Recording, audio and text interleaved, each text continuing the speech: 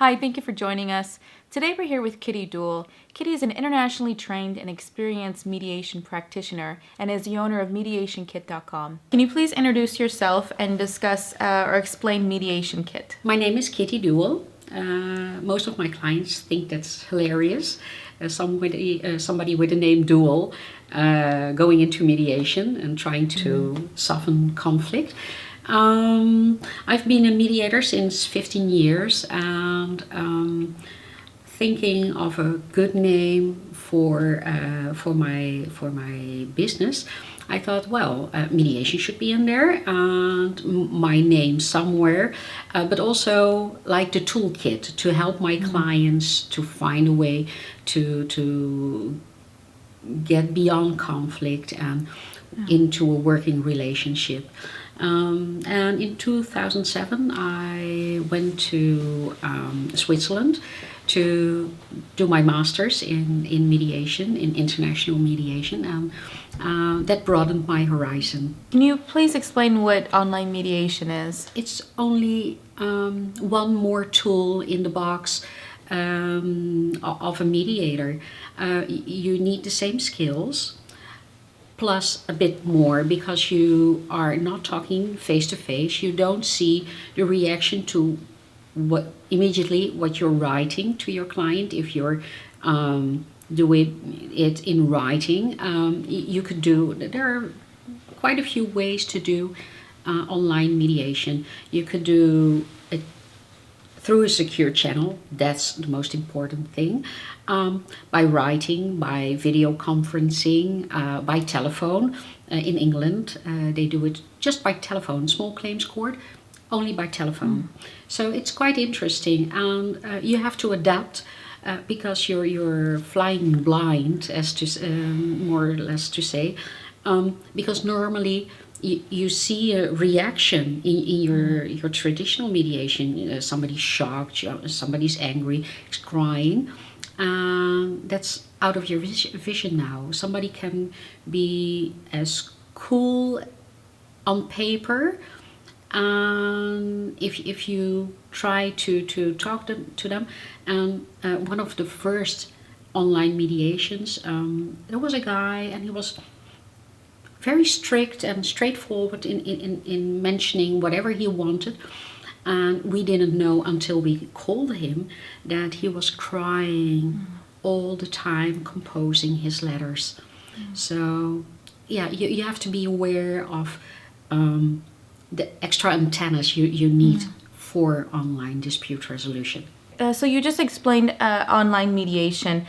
Can you explain a little bit more about what the difference is between online mediation and face-to-face mediation? Face-to-face or traditional mediation, like I like to call it, is based on primary reactions. You immediately see what the persons do or feel or tend to disguise. And you can work with that.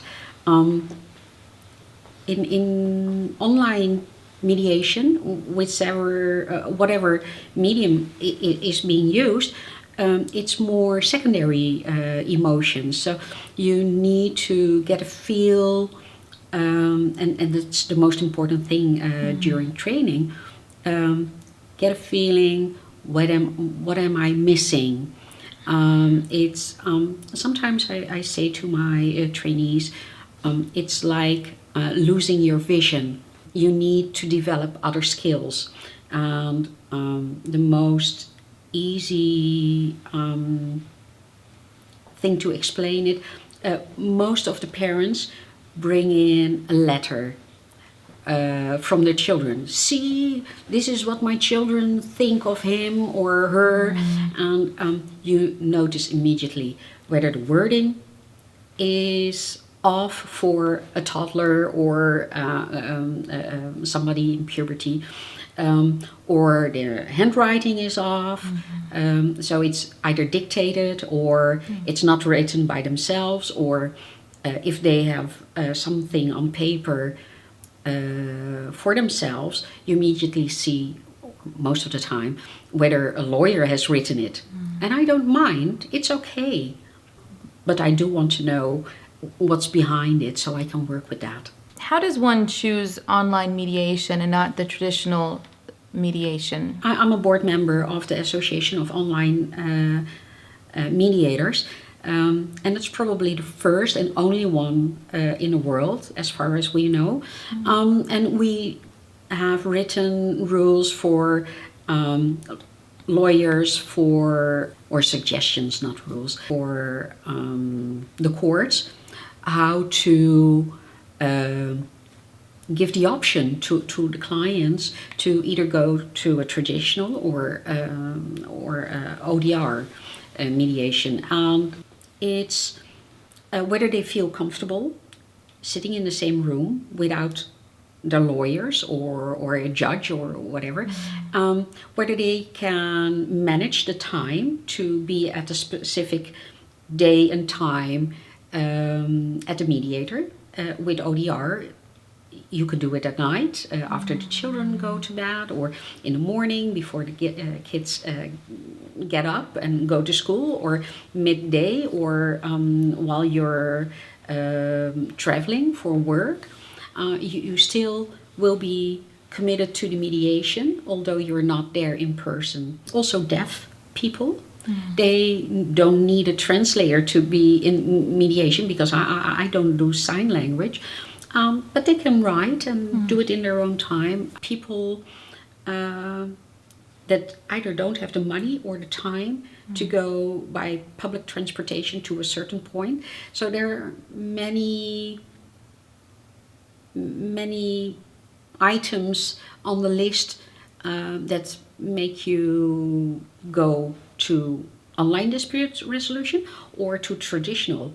And most of the time, it's not a 100% online or 100% traditional. You could do a hybrid. So do the in-person traditional meetings when necessary, and do the practical things, giving information, do that online. So you make the best of both worlds. Oh, that's really interesting. So you're not really just strictly in one mode of mediation. No. You can mix them depending on your situation and the situation of your children, and also the situation of your partner or your ex-partner. So that's interesting. Can you walk me through, though, when somebody says, I think that I do want to go through mediation, whether it's hybrid or whether it's online or traditional, could you walk me through sort of the process from beginning to end? There are three ways, basically, that clients come to you, either by referral by the court, referral by the legal aid board, or heard of you through others that have been in mediation, lawyers that promote mediation, thank God, or through the internet. How long have you been doing mediation? About 15 years now. So it's been a long road. I came into mediation by accident, I might say. I brokered in practices for medics, and most of the time I had the trust of all parties involved, and so I thought, mediation is somewhat near this. So I had to unlearn a lot of things, because formerly I was hired for my knowledge, and I had the last say in things about money or about the way to go. Well, this is the way you should be doing this or that. Now I had to shut up and listen. So that was quite a change. So 15 years, it's been a long time to be in mediation. Yeah. You must have seen so many different cases. Do you have any that you can share with us? Any cases that are remarkable or that still stick out in your mind? I guess you need to love people to do this work. One very moving mediation that wasn't necessarily ODR, so I don't know whether I can elaborate on that, but I had a couple, mom and dad, coming into mediation, and the daughter, 13 years old, I believe, she didn't want to see daddy. And she said, well, I'm afraid and I don't want this. And no, no, no, no, no, no, no, I can't talk to him. And so he was angry and very sad. And at a certain point, they were sitting and I was doing my mediation thing. And he broke. He cried. And Mom, until that point, didn't even want to give him a hand, to greet him coming into the mediation room. And she stood up, kneeled in front of him, held his hand and said, I know you want to do right. I'll make it happen that your daughter is talking to you. And I thought, oh, that was so moving. Even now I can tear up, because that is why I'm doing this work. Because they have to move on in any which way. And the funny part was, at that point I had a very small mediation room, and so clients were sitting very near. I don't have a table in the middle. We're sitting like this. And the girl was very adamant, no, I don't want to sit near him. And she moved behind the chair of her mother and was crouching there. And I thought, well, I can't have this. So I gave her a stool, an uncomfortable stool, I might add. During the mediation, just talking, seeing the parents communicate in a rather nice way, she came from behind the chair and sat down next to her dad and talked to him. So, yeah. Isn't that remarkable? Yeah. That's making my work worthwhile. Yeah. Do you mediate through online mediation with every case that you receive, or do you have sort of certain cases where you feel that it should go through online mediation, or okay, this is more sensitive, we should meet together? I don't think it's a question about sensitive. Yesterday evening, a young woman called me and told me, well, the father of my child, we've never been married, is stalking me. I'm afraid. I have been to the police. I didn't file a complaint yet, but they are coaching me more or less until I reach a point where I need to do that. And I want to move back to Friesland. That's in the north. By the way, in when I'm abroad, I always say, well, in the Netherlands, if you forget to hit the brakes, you're either in Germany, Belgium, or the North Sea, because it's compared to abroad, we're such a small country. But for these people, going to Friesland, coming from Utrecht, it's 1.5 hours drive, so that's far. And if you have to exchange your child somewhere in the middle, it's still a hassle to get around. And she doesn't dare to say to the father that she's moving, because she's afraid that the child will be held against her will at dad's place, and she can't move away. So, and she asked me, well, I do want online mediation, because I don't want to sit in the same room with him, but what should I do? And I told her, well, if you're so afraid, you probably want to hire a lawyer. First of all, that doesn't mean that you can't come in mediation, but then you have somebody to advise you, to give you feedback during the mediation. So I like to work with lawyers when they're present. I want to keep in contact with them, because you can give your clients the best of both worlds if you work together. But what advantages does one have through online mediation? You've mentioned a couple, but are there any concrete reasons why somebody in a particular situation should say online mediation is for me? Oh, there are several. First of all, time-wise, you don't have to take off from work.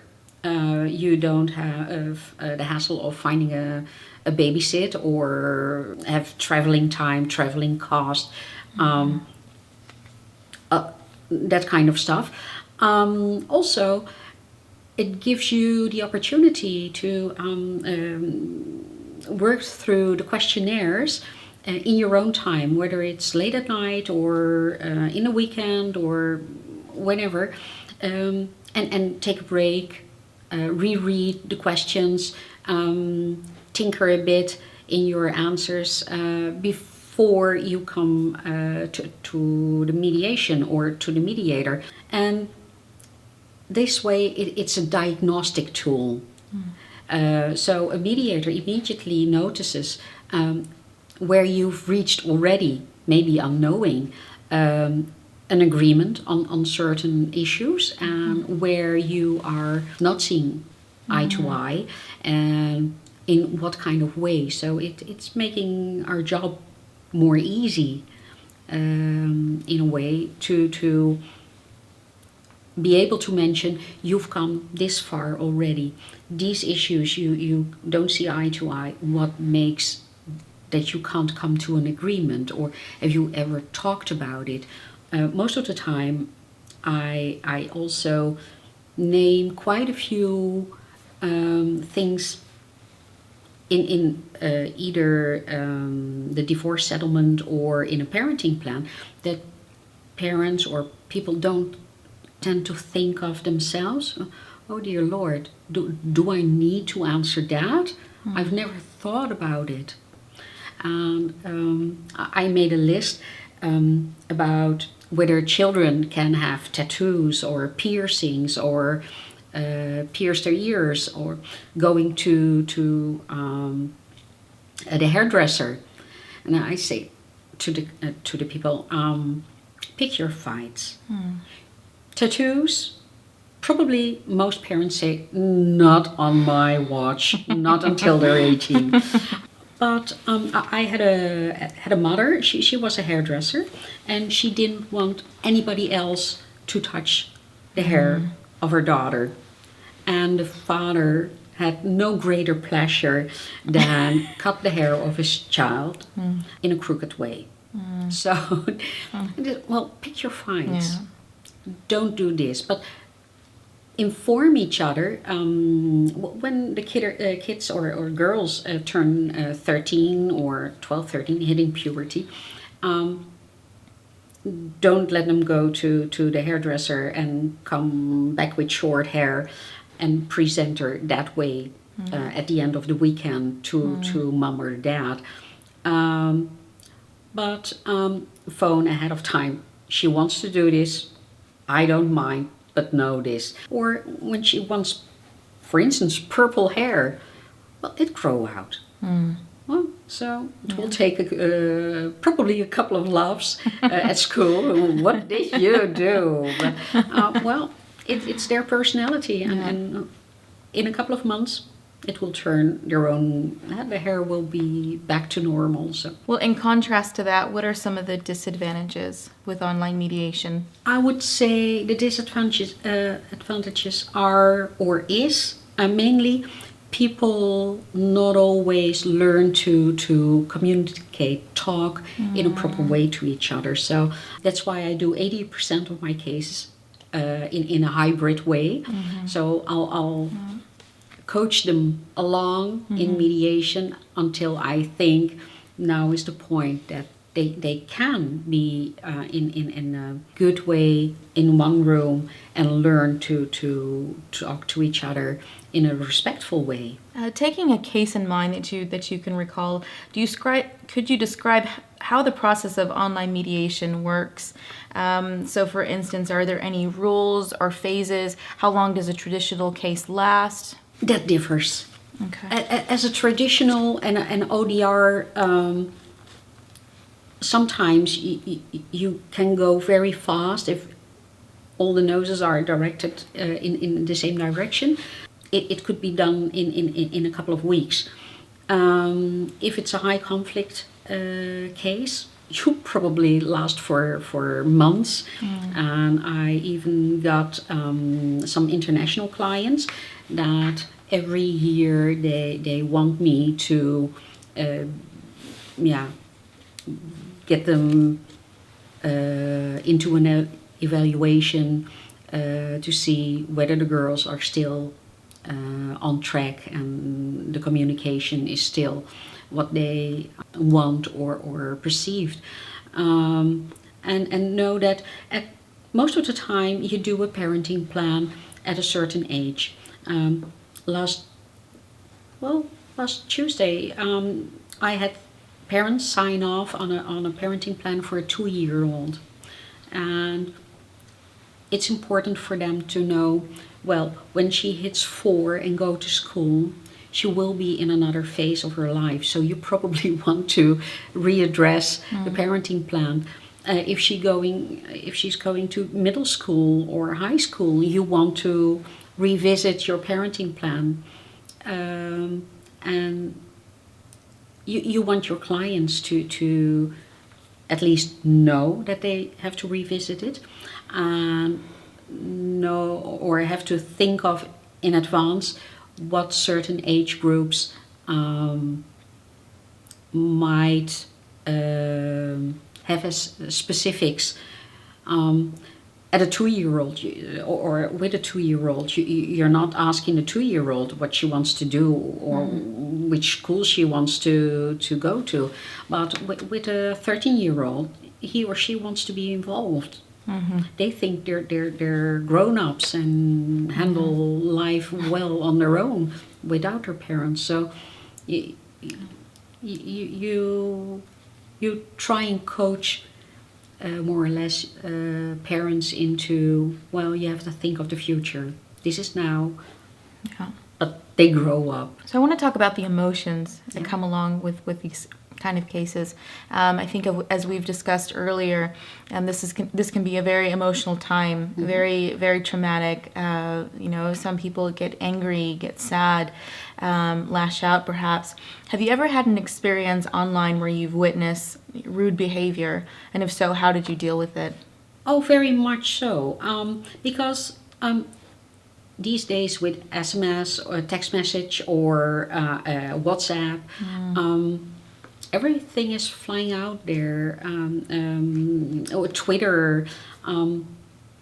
I wasn't aware about that because I'm not on Facebook, not on Twitter, and I'm not doing that because of the confidentiality in mediation. I always ask my clients if there's a person they want to involve in mediation, just to have some feedback, some information, to somebody you trust to talk about the content of the mediation, and they have to sign off on the confidentiality. So I phoned this person, and he mentioned, well, I'm glad to sign off for confidentiality, but have you watched on their Twitter account and Facebook what they're saying about each other? Oops, I never thought of that. So at this point, I include that. So stop communicating on Twitter, on Facebook about how happy you are with your new love and how lousy your ex-spouse is or whatever. Stop. Don't do that. You're hurting your children and you're hurting each other and adding heat to a fire or already existing. So that was one. In traditional mediation, it's hard. You've got both sides there. So you need to be impartial or act impartial. That's a big thing. So you can't correct one and the other is sitting there. So, yes, I know. You tell her or you tell him. And in ODR, it's way easier because the first time I get an email or a message with a lot of adjectives in there, so to say, I rewrite it. I send it back and ask the person, would the content of your mail or your message be lost if you would put it in this way? So reframing whatever's out there. And most of the time I get a, so sorry, yes, you're right, this is better. So, okay, and then I can send it on to the other party. The second time that they make a rude email or message, I'll send it back and say, oh, could you please try and rewrite it like the first one so I can send it on? So you give your clients extra tools which they maybe had at that point but couldn't handle, or give them the tools and skills to make a better communication pattern for the future, not only between the parents or the parties, but also to the rest of the family, of the friends, of at work. In a traditional divorce case, the traditional notion has been two attorneys in a courtroom litigating on behalf of their clients, which can sometimes be polarizing for both parties. Do you think mediation brings people together rather than dividing them? In general, yes. And most important, they're not hiding behind their lawyers, and they have to take accountability for their actions. Where sometimes you hear, yeah, my lawyer wrote that, but that's not what I meant, or letting their own lawyer crash and burn, and that's not the way to go. I tend to try and tell and show them to look at their own interest, to look at the interest that's way different of their children, take responsibility for their own actions. At some point I told clients, and that's not just once, but that will happen more often, or it happens more often. What are you showing your children about conflict? You're hurting your children, and you're distorting their value system, because if they notice you day in, day out, screaming to each other, verbally abusing each other, what example are you setting them, and how will they do when they can't see eye to eye with their spouses in the future? You have to take responsibility.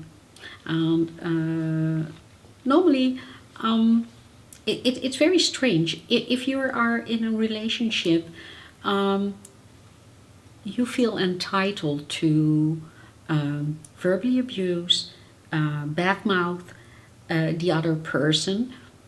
And I asked, do you the same at work? If you can't see eye to eye with a colleague, are you behaving in this way? No, of course not. That's you can't do that at work. Well, you are colleague parents. You need to be aware what kind of example you're setting for your children.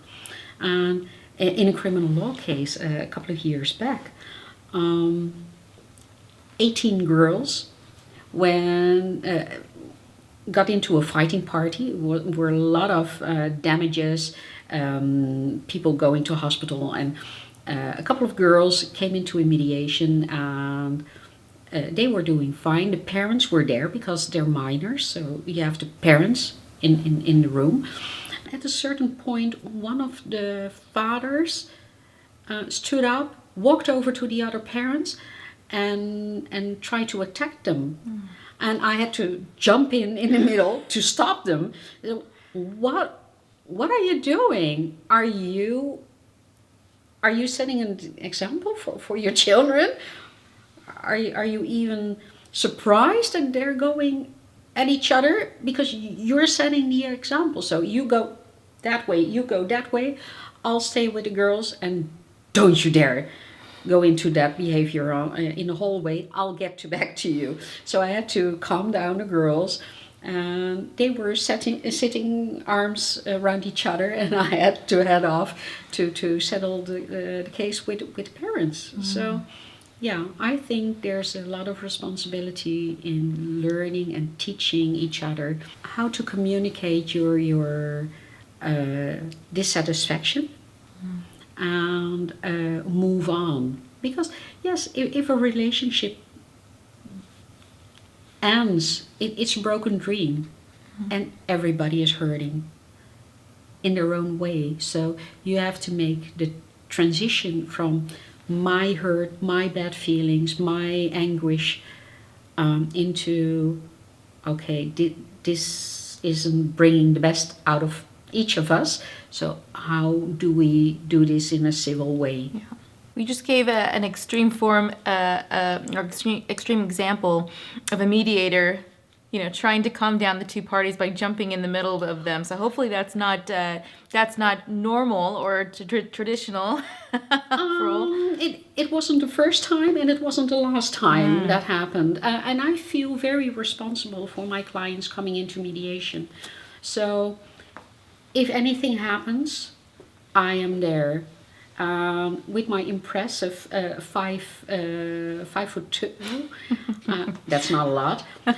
They take it. Even builders, contractors, which are 6'5", and bulky, and they're standing and screaming at each other and putting down their fist, and I stand up and not a word. No. Nothing anymore. You go, walk a block, calm down, come back. Yeah. I'm not having this. And at a certain point, I had to working people, and they said, well, and I'll hit you. And okay, guys, break. You go outside, fight, come back. I'll see the bruises. And we'll mediate from that point on. And they said, excuse me, you're encouraging us? So no, I'm not encouraging. But if you want to fight, just step outside, and when you're done, and you come back. And they sat down. That's the first time anybody was talking to us that way. Well, I can't stop you, but you're not doing it in my mediation room. Well, what are some of the other do's and don'ts that mediators should adhere to? Are there any fast and hard rules, or is it more basically case by case? First of all, you have to honor your clients. They're the ones troubled by their pain, by the troubled vision of the future or the current situation, and want to move on. I like to get the conflict out of context, whether you make it smaller or bigger or maybe funny.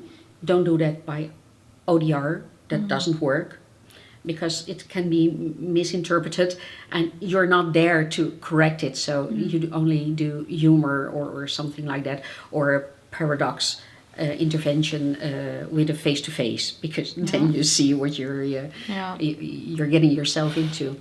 And you have to be congruent. It has to be, I would say, standing up and putting my fist down. If I would have been a guy, 6'5", I probably would have gotten myself sucked into the conflict, the argument. But because I'm this small, they all say, what are you doing, you leprechaun? Okay. And can move on. So it's very important that you're very respectful, first of all, to your clients. Don't think yourself too important. It's not about me, it's about them. And always see the best of the human being in your clients. Do you think that mediation should be required in divorce cases? Mostly yes, because you want to, even in 2 or 3 sessions, you want your clients to get a better base to move forward from, whether they have children or not. But when there are children involved, it should be mandatory. Not to get to a certain agreement, but to at least get some information how to make it work for the children's sake. It's not about them, it's about the children. That would be a perfect basis for a couple of mediation sessions to help them along. Yeah. With that in mind, do you have any recommendations for the legislature or the government on how to proceed with online mediation or just mediation in general? We've set up some pointers to give the clients the best of both worlds, litigation and the law and lawyers, somebody who will fight for them. But there should be a balance in what's legally right and what's right for them in their personal lives and the lives of the children. Mm-hmm. So, yeah. I think it's very important to get that balance. And lawyers, bless them, we need them. But they're trained to be gladiators, to fight all the way through for their clients and their perceived interest. And that's why I most of the time work with lawyers, to work with them to level out the interest, what they think is best or the most thing you can get out of a divorce situation, and what will be best for them in the long haul. And if you are sitting in or standing in front of a room full of law students who are thinking about going into the field of mediation, what would you tell them? What's so great about mediation and how is it different from typical litigation? Balance, I guess. I would recommend, first of all, within the legal training, to get more information on mediation. First of all, whether it's for them or not, it's out there. You will run into mediation through the courts, through the systems, your clients that have read something or heard about something about mediation, so you better be prepared. What is it? What is it not? Do a couple of years litigation, so you know what it's all about in your field of expertise, and then try to find a balance in litigation and in mediation. And I would be personally very satisfied if both sides, litigators and mediators, don't see each other as a competition, but as real good colleagues to work side by side for the best interest of their clients. Do you have anything else that you would like to add that we didn't discuss so far with online mediation or mediation in general? Don't make it a all or nothing situation. Make it work. Make mediation work as far as it can, and if there are still some differences, go to court for only those subjects, not try to do all in litigation or all in mediation. And the same with traditional mediation, online mediation.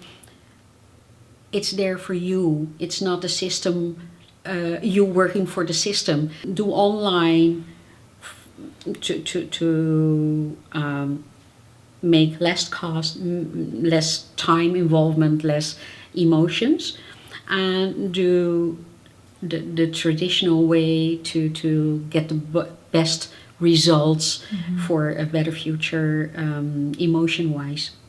Kitty Duell, thank you so much for being here. I really enjoyed our conversation about online mediation, and good luck to you. Thank you for having me.